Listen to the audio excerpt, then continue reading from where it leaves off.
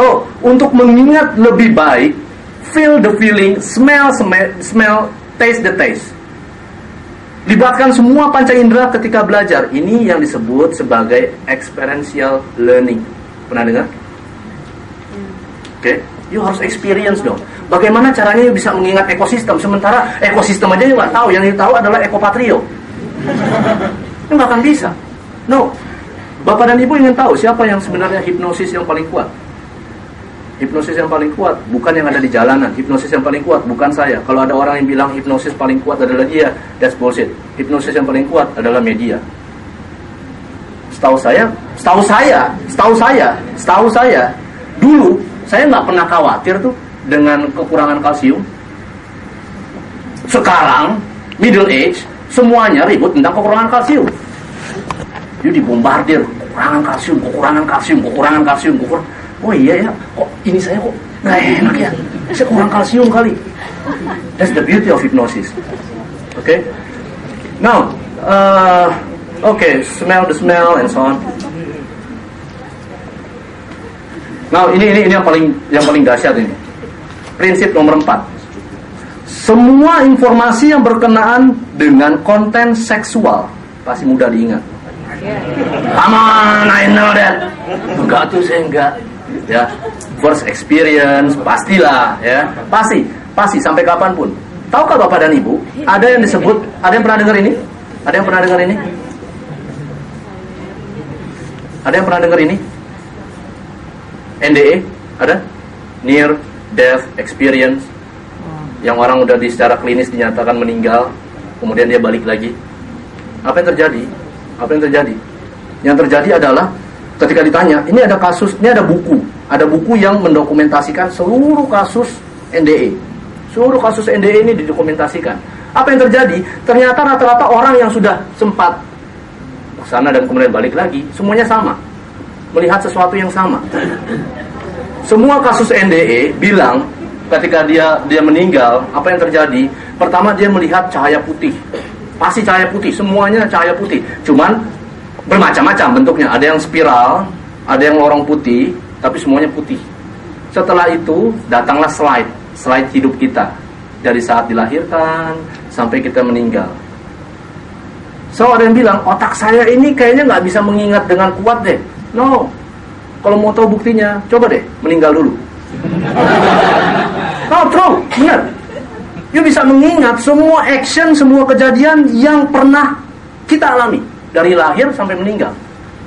Luar biasa. Main kita ini luar biasa. Tapi kita jarang ya memperhatikan ini. Itu anehnya tentang mind.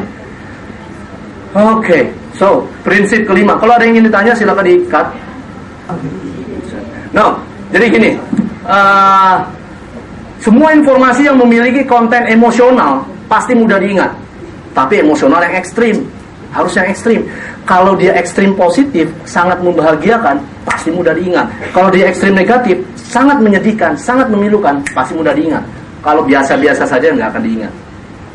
Tahukah Bapak dan Ibu, otak kita bekerja seperti ini. Ini ada kompartemen-kompartemen. Ini ada kompartemen-kompartemen. Ya, tahu kompartemen ya?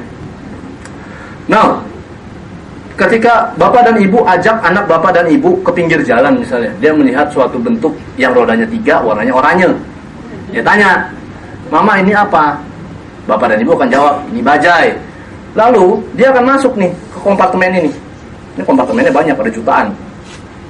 Oh, jadi yang rodanya 3, lalu kemudian warnanya oranye, namanya bajai. Next time dia melihat benda itu akan men-trigger dia untuk memunculkan ini keluar. Oke. So jadi ini kaitannya apa?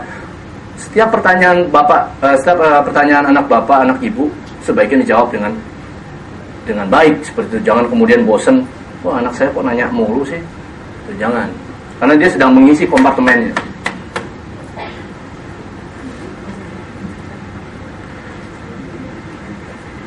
Saya teringat dengan satu kejadian di Ripley's Believe It or Not.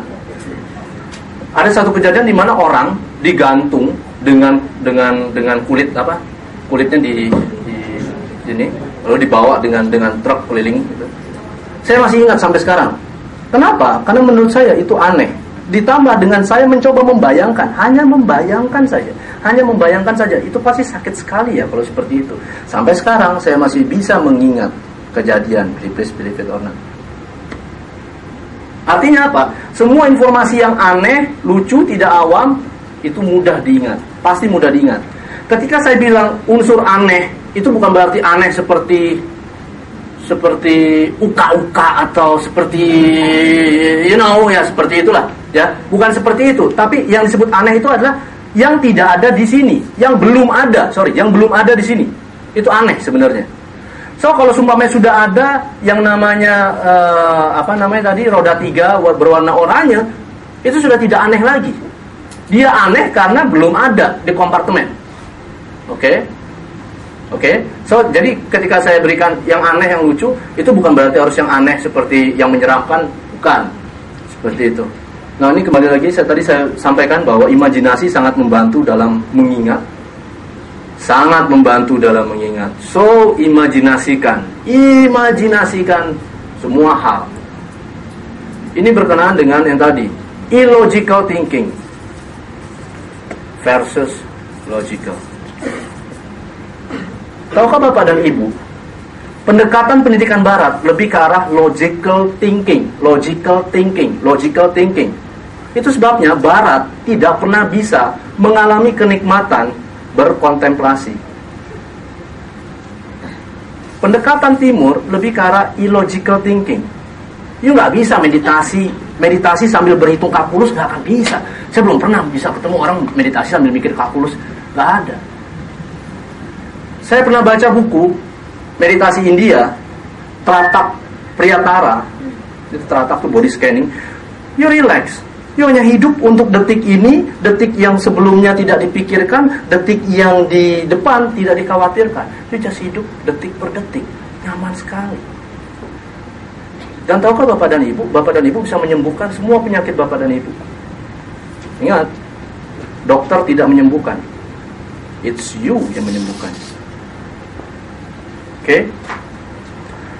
Now, jadi itu menyambung sedikit tentang ibadah. Prinsip ke-8, ketika kita harus mengingat, biasakan memasukkan informasi secara terorganisir. Untuk mengingat secara sistematis, gunakan angka, urutan, dan lainnya. Ini bisa kita menggunakan ini nanti. Ini mudah.